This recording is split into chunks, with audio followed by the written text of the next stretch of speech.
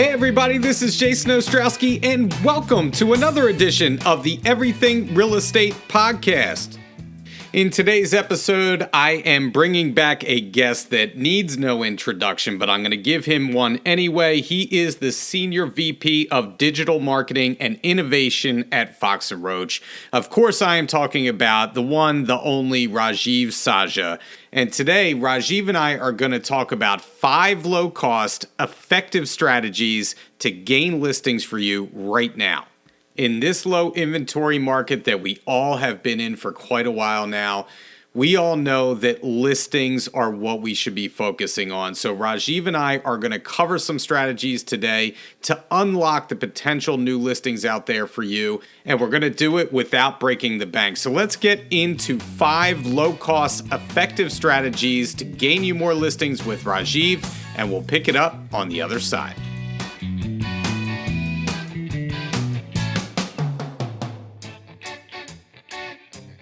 Many of you know him as our innovation wizard, tech connoisseur, health guru, or just the absolute best dancer at Fox & Roach, a man that needs no introduction in real estate circles nationwide, Rajeev Sajja. Rajeev, really glad to have you back on the podcast, and it looks like you actually survived ziplining through the rainforests of Costa Rica. How are you today? I'm doing great, Jason. That's an introduction I've never had before. But I've had a ball in Costa Rica. It was my first time in ziplining, and it was awesome. Well, I saw your pictures. They looked absolutely amazing. So Place to go, my friend. I hope to make it down there one day. So today we are going to talk about 5 low-cost and effective ways to gain listings right now today. Because as we all know, listings are where it's at. I know, just like many of you, I am tired of driving around buyers all day, every day, just to strike out on potential listings that are out there. So listings, as we know, are at a premium, and we want to give you some tips to actually get you some listings right now. So to start things off, I'm going to mention, number 1, that I got the first item on our list today from you, Rajeev, from your weekly tip, and that is Loom. And I got to tell you, I love Loom. Coming from a BombBomb user, I love Loom. And specifically using Loom to send your unsolicited video CMAs to your clients. Rajeev, for those that missed your weekly tip about Loom, can you give us a brief overview of what Loom does and why it works so well to send your clients unsolicited video CMAs and beyond? Yeah, so, I mean, we live in an age, Jason, in 2022 and 2023, video is 82% of internet traffic, right? But in this scenario, it is the fastest way you build trust with anyone is be on video. Now, people are very conscious of being on video. They don't want to be on video. I think we just need to hashtag get over it, right? I mean, people want to know what's in your brain and not how you look. Yeah, we need to get better as we do them. And your first video is gonna be as good as your 20th video. But Loom is a free tool up to a certain point. So it's free to get started, loom.com. And what I like about Loom is it gives you all of the basic things that you can basically, if you have a computer and internet access, you can record.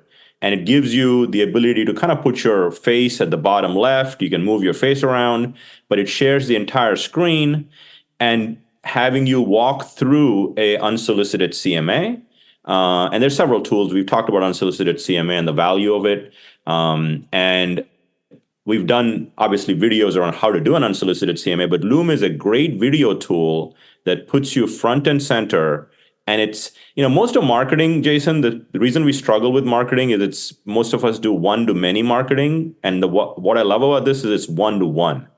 So if you come and do a unsolicited CMA in my house, you're talking about my home address. It's my most important financial asset in many cases as a customer. And you want to personalize it. There's several things you could do. You could get a Google Earth shot of the house and really zoom in on all the things you do to bring us unsolicited CMA. And it gives you front and center with video. So Loom is great. I would encourage all of you to kind of sign up for Loom. It's free. And if you get to a certain point, I think 25 videos or more, you may have to but it's worth the investment if you need to get to that point. Yeah, and I think the point is just getting them out there and starting to get into the habit of doing them every day. And the fact that it is free, and I think that's one space where I love that compared to Bomb Bomb. I love Bomb Bomb, but Bomb Bomb is not free, and or Yeah. at least the version that I have. Yeah. And Loom is a great tool. Number one, number two. You talked about kind of integrating it with what you want to see, whether it's Google Earth, you're zooming down onto the property. I actually use it with agent metrics. And so I use Yeah. the pricing analysis with agent metrics and I go through it. And the proof is in the pudding. I may be getting a listing this week from one of my videos that I sent out. It's So awesome. right away, it's paying dividends for me and it's free, low cost, high reward. So that's what we want to get into today. So number two on our list is going to be Zillow Showcase. Available to us right now, Zillow Showcase will enhance your listings on Zillow, gaining you more exposure to the masses and therefore getting you more leads and potentially more listings by using this feature. So, Rajeev, do you want to talk a little bit about this potentially new useful tool in our toolbox, what it does, and how we can capitalize on it? Yeah, and we as a company jumped on it a little early because we want to amplify, give the ability for our agents to amplify their listings and gain more exposure. And because we believe, Jason, I think you believe the same thing, is that your listing should lead to more listings.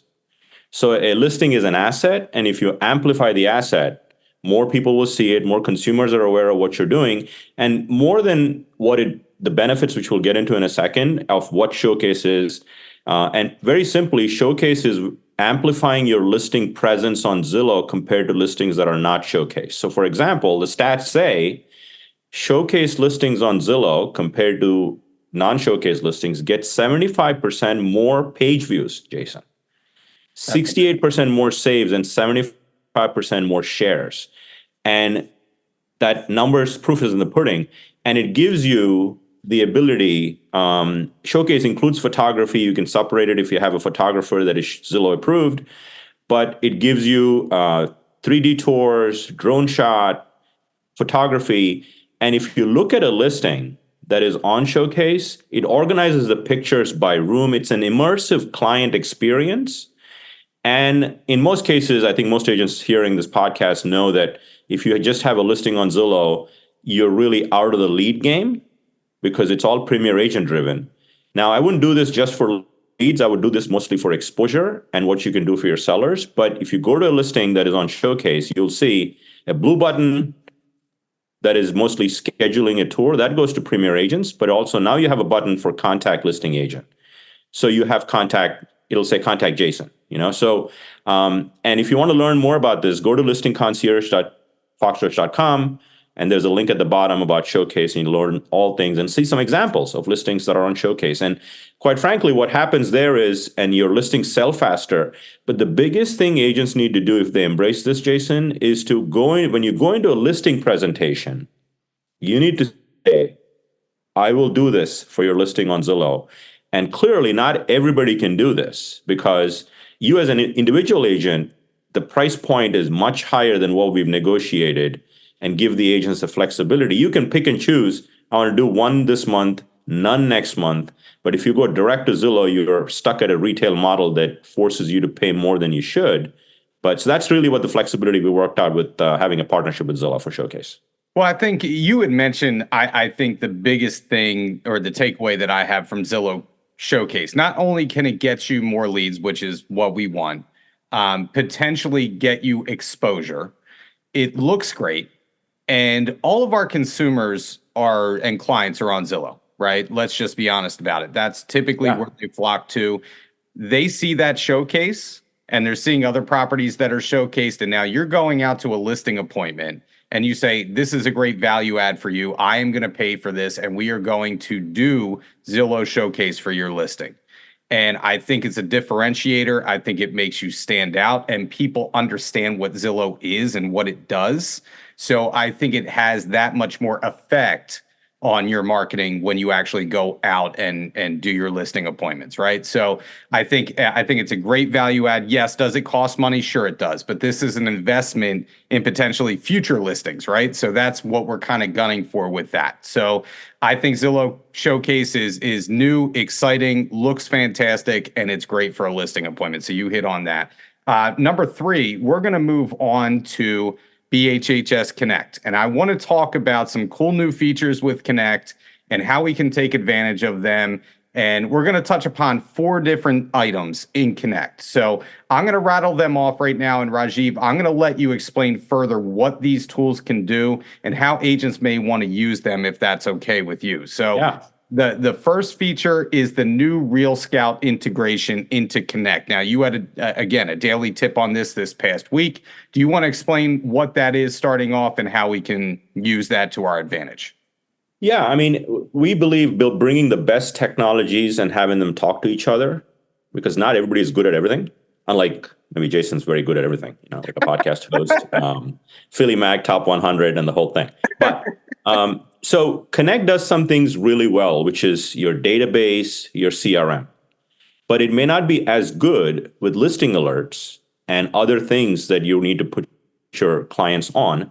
And Real Scout is excellent at that. So we've brought those two technologies together so that all activity, clients that need to get a Real Scout alert, you just tag them in your CRM. They're there, you set them up, and all the communication they're getting is written back into the CRM. So it's seamless for an agent to embrace that technology versus having to jump around. And that's really what we brought together with the integration that you just mentioned. And if you want to kind of go into the other component of how we cultivate more leads and generate more leads, Jason, one of the other things we talked about was one of the agents recently from our Jenkintown office messaged me and said, Rajeev, I use the test the market feature. And that's a Real Scout function. And what she did, again, here's where you go the extra mile and do something different than what most agents are doing. And what she did was she had a sale in a neighborhood. Now you could do this with, if Jason has a sale in a neighborhood I'm farming, I could do this. Hey, there was a recent sale, not take credit for it, but just announcing the sale. But you can still do the same thing. So don't think that you have to have a sale to do this type approach. So she basically looked in Cole Realty Resource, which is another tool we have access to. She pulled out people that were around that listing that lived in their house for more than 10 years. She got 60 homes, downloaded it, went to Rail Scout, and you got to do this one by one because personalization is king, right? If you send me what's sold, but you send me something about my house. So she went in, ran these test the market component, and you simply put in an address and it'll tell you how many buyers are in our system that are looking for a property similar to that. So she mailed those 60 reports, got a call from one of those 60, cold leads from Cole. And when she walked into the listing appointment, the sheet that was printed on the dining table was the test the market one. I don't think you'll ever see a just listed or a just sold card on a dining table. I've not seen one because they go to the recycle bin typically because everybody's doing them, right? I'm not diminishing the value of them. It's just that you got to learn how to separate yourself. And she got the listing and she also texted me saying it's already pended and closed. So great way to kind of leverage your database tools we offer to build more clientele and generate more leads. Well, it's funny about that specific property. So, first of all, you mentioned Denise Feiner, who is a fantastic agent in Jenkintown. Shout out to Denise. Denise, if I'm not mistaken, that listing I had the buyer for. So Denise, you did. There you go.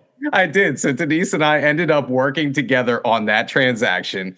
But it just goes to show these things pay off if you actually do them. And you mentioned the one-to-one marketing being the key to getting some of these listings. All right. So number 3 on this list for Connect is going to be the property boost feature through Connect. Now, people may boost properties on their own, Facebook, Instagram, other places. But I want to specifically talk about doing it through Connect because I have heard anecdotally agents have had success boosting through Connect. So can you talk about that a bit? Yeah, I think it's good to level set any internet lead gen source. Like the thing I like about Property Boost, which is baked into your CRM, you just pick a property. It could even be a property in the company. It doesn't have to be yours because all IDX related. So you simply pick a property and they're mostly buyer leads, but if you do the right thing and you stay in touch, you may get some sellers out of it too, because some people that are buying want to sell as well. So, and, and most people struggle, Jason, when they get, let's just say I boost a property on Facebook, they do it directly on Facebook and they don't really understand digital advertising enough to know that, hey, I'm spending $60. What did I get for it? Right? Because you don't have a way to track it. You don't have a way to monetize what you're spending. So that's where Property Boost wins, because you say $60, 7-day ad or 10-day ad, and it'll tell you got like 12 leads from it. And here's the next thing you need to really know if you're listening to this. And if you're going to embrace this, 11 of the 12 might be very, very bad leads. Okay. So if you go 100 leads and spend $700 and you got one deal out of it, was that a win? Yes. But most people don't get to 100. They get frustrated with the first 10 that were really poor leads. So you need to have an internet lead gen mindset if you're going to embrace this, but it is very easy to fill your database with more leads, cultivate them over time. We all know you got to have 6 to 8 to 10 touches before people sort of wake up from slumber, right? I mean, because that's really how internet leads works. As long as you have that mindset, it's a great tool that's fully integrated to your CRM and you can track it. If you can measure it, you can say, I want to do this more or less. You just mentioned also a very critical thing about doing Property Boost, which is your follow-up. And we should talk about that. Like it does take persistence, tenacity to follow up with these potential leads, but so do Zillow leads, right? Like, for people that are paying $2,000-$3,000 a month for a zip code, and you still have to follow up with these leads and cultivate them. It's still the same thing. This is for far less money. And again, this is what this podcast is about, is low cost, high reward potential items. And in this case, all you need to do is continue to follow up with these leads. Eventually, they're going to pay off. So the last one on the Connect number 3 list here is, can you talk a little bit about your custom squeeze pages to take advantage of them to drive people where you want them to go? So let's talk about that, what they do and how we can utilize them. Yeah, I mean, you can do squeeze pages or landing pages based on a specific listing that's about to hit the market. I have a listing coming up in, let's say you're farming Montgomery Crossing, which is where I live, Jason. Mm-hmm. Let's say you're farming that. You could create a squeeze page saying, I have a listing coming up in Montgomery Crossing, and ask people to enter their name, cell number to be the first one to know. Again, doesn't cost anything. You do it. And here's the beauty of it. If you have a listing that's coming soon and you're in the MLS, these listings are about to hit the market, you can create a squeeze page or a landing page that talks about that specific thing. The other one, we just talked about what Denise Feiner did. You can also create the same thing for, I have 15 buyers, test the market, looking for a home like this, 4-bedroom, 2-bath. And so you start to get seller leads because sellers know, oh, wow, you have 14 buyers. Now, that's something that you can do again, same thing. Many agents are members of Facebook groups. They have a audience that they follow, are following them. But I don't see enough people kind of doing things that are lead gen specific on the social platforms. Here's another one, Jason. Stories. Instagram stories are fire, right? You could do a story every day that is slightly different, that is a lead gen specific one. Know a seller? I have 15 buyers. Do you know a seller? Yes, no. Kind of thing. Polls. All of those things are related. But once you have the idea, I'm a big believer in once an idea lands, you should expand it.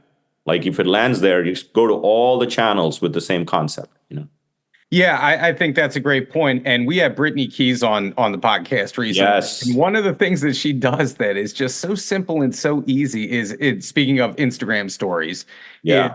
She puts up on Instagram stories, who's ready to sell their home? Yes or no, right? So putting that out there, it's simple. It's a call to action. People see it and they respond.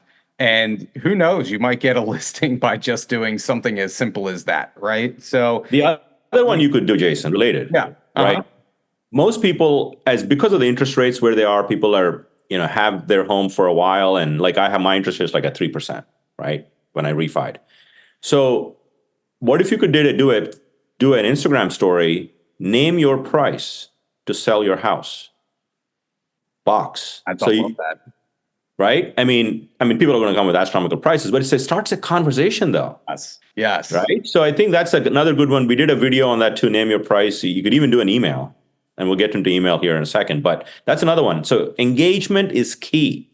Social media is all about engagement. Yeah, and speaking of engagement, if you do that, name your price, right? I guarantee you there's going to be somebody on that list who's just not paying attention to the market that much.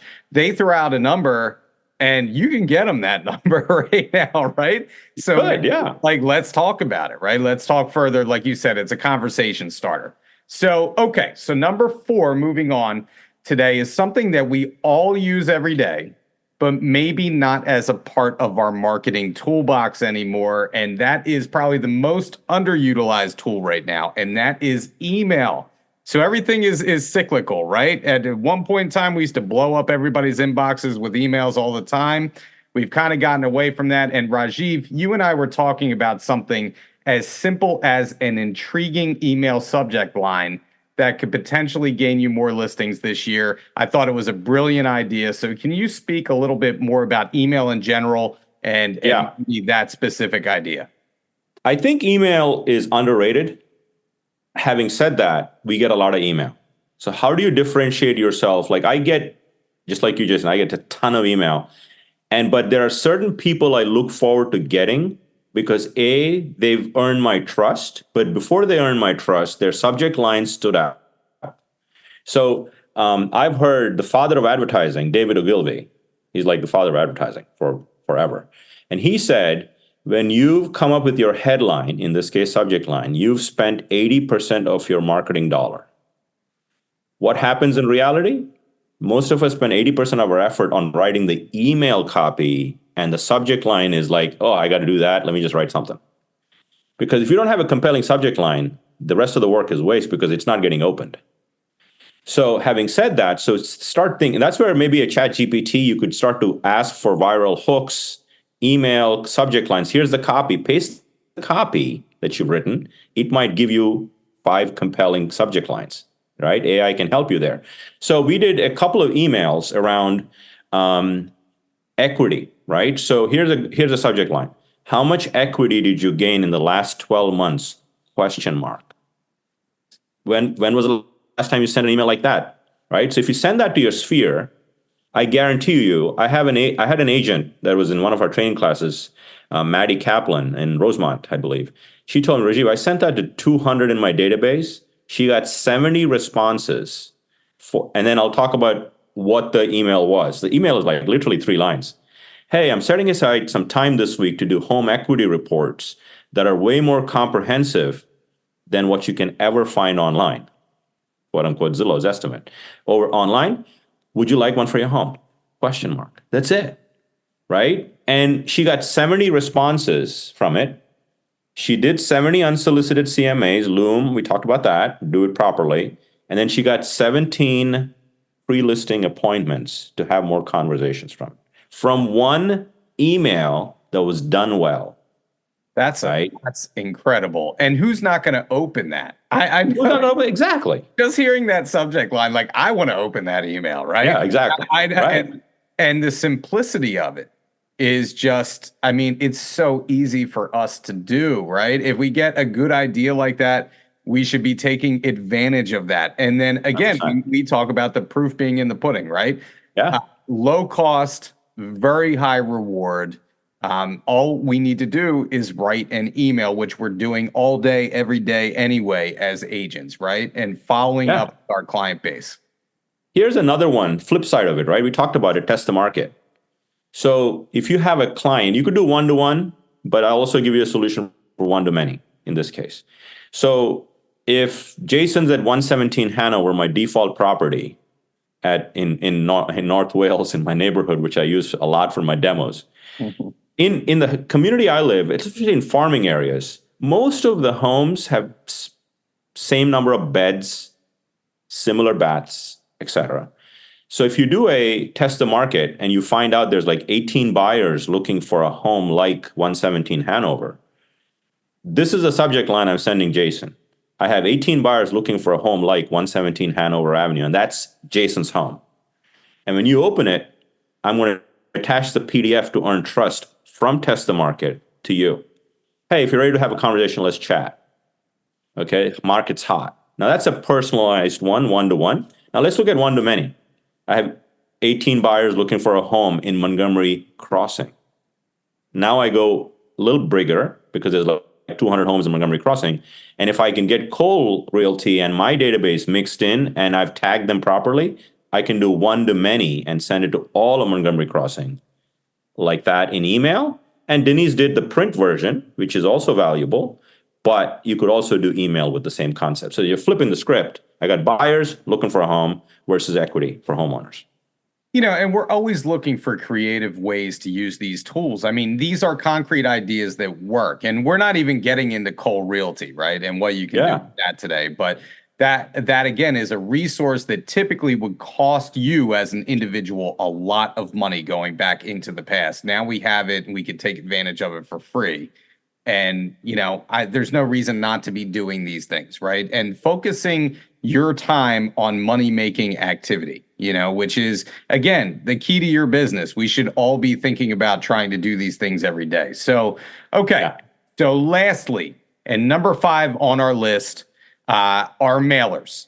And again, we talk about something that we all get all the time. A lot of times you had mentioned earlier, we just, end up chucking them in the trash, right? Because for me, and I am a complete sucker for good marketing. And I do find, and no disrespect to anybody out there who's doing the just listed, just sold cards, the traditional way of doing them. But to me, it just kind of falls on deaf ears, right? Because we get so many of them, see them all the time. They're kind of that generic thing that we all send out when, it's time to send out something to say we sold something. So, Rajeev, you told me about a great idea to employ with your mailers that goes way beyond your typical just listed, just sold postcards. So can you talk about how one creative way to use a QR code on a mailer can be the next great way to gain you more listings right now? Yeah. So, I mean, to your point, Jason, just listed, I think effective marketing creates separation with agents. I mean, it just is a fact, right? I mean, there's some brands we just gravitate to because of their marketing. An agent brand, you're a brand as an agent, right? So again, there's nothing wrong with just listed, just sold. It's just that it's a sea of mediocrity of marketing because everybody's doing them. So for me, just listed, just sold, like I just don't care, right? Like I get them, but I see them, but doesn't make an impression. Now let's flip the script a little bit. What if you sent a card? Doesn't matter. In this case, it's a just sold card concept, but you put a big QR code, giant QR code, and you put an arrow on it and say, scan here to find out, did you hear about your neighbor? And this is an actual live example I'm sharing from an agent, not in our company, but it is live data, factually data. And they sent this out to their sphere. I mean, basically, the farm area. In this case, the example is they sent it out to 5,000 people. So that's a commitment, a couple of $1,000s right there. But let's look at the result. If you get good results, you'll keep doing them, right? So how many people scan the code? Not close to 2,000 people scan the code, okay? Next, what do you do when they scan the code? Here's a big one in marketing, right? Where do you take them? And in this case, this is why I like this approach, Jason, because most people with the current real estate climate we're in, we all need to be talking about the value you bring to your client as a listing agent or a buyer agent, right? Either way. In this case, it takes them to a nice landing page that says, and I'm going to read this to you, our team's marketing strategy, which we can talk about, like Zillow Showcase. You can put all that on a listing on that landing page. got our client 119,000 over asking, 11 offers, 8 days on market, and it sold for whatever price it sold for. Do you have similar goals and a nice little lead form? And 37 people in this case filled out that lead form. And I guarantee you that led to multiple listings. And so, when was the last time we got 37 calls from a just sold postcard? Even if you did it like that. So, you're trying to separate yourself. And the reason I like about this, even if you did a just sold card, it didn't tell me the all of the tasks and the effort you put in to sell the property for your client or purchase a property. You talked about have a buyer, you went through all of the number of multiple offer situation. You don't allow yourself to tell the story if you don't do that kind of an approach. Now, you could take this even in an email format. Why did 121 Main Street sell in 8 days with 11 offers? Question mark. I mean, there's, again, land and expand, but we're on postcards. So this is a great way to think about redoing your postcard strategy to really drive more leads. I think we need to think about as agents how we can effectively separate ourselves from the herd, right? And that idea right there separates you from the herd.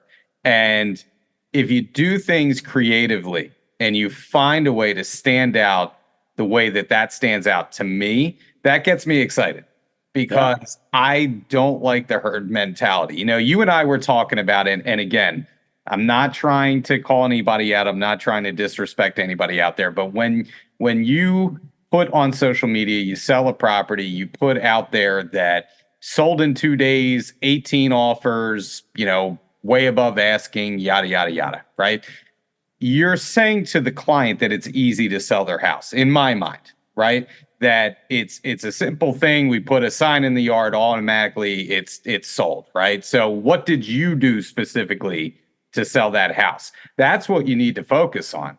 And a lot of times the hard work is done beforehand, before you ever put that sign in the ground, to enable you to get what you got on that property price-wise, right? And we need to tell a story. You and I, Rajeev, we were talking about this yesterday. You need to tell a story when you're posting to social media or you're marketing what you just sold or what you just listed, because it's the story that grabs people. It's not the facts of the matter, right? It's that emotion, that story brings people in. Do you want to touch upon that real quick, Rajeev? Yeah, I mean, and you need to announce that you got a listing, because we believe listings are assets. But I think, to your point, if you've helped a buyer through like 8 different offer situations and they finally got the home, that story is not told unless you actually write it somewhere, right? So I think it's very important, and that's where your value conversation comes in. What is the value of having an agent? And that's being questioned every day. And the way you rise above the value conversation is you actually talk about the value you provided your buyer or seller. And you have multiple opportunities to do that. When you get a listing, what did you do to get the listing? Right? There's multiple opportunities. Open houses. Why was it a successful open house? You did work. It just didn't happen. So I think there's multiple stages. You need to tell a story where it shows your expertise and not really boasting about it, but really statement of facts. We did X kind of marketing strategy. When we got the listing, we had 3D tours, showcase, whatever you did, kind of articulate it and put it in a story form. And I think that's how you win more listings with your listing, you know? And it's making it about the client and not 100%. about yourself. Now, sure, do we need to promote ourselves? Absolutely, right? In fact, I'll go back and just say, like, a lot of times when I go out to a listing appointment, I will show my track record of sales this year, right? And what is my listing to sale price ratio, right? That's the kind of stuff that you focus on, because that's bread and butter stuff. That means something to the seller. It's not necessarily about me. It's what I can get for the seller.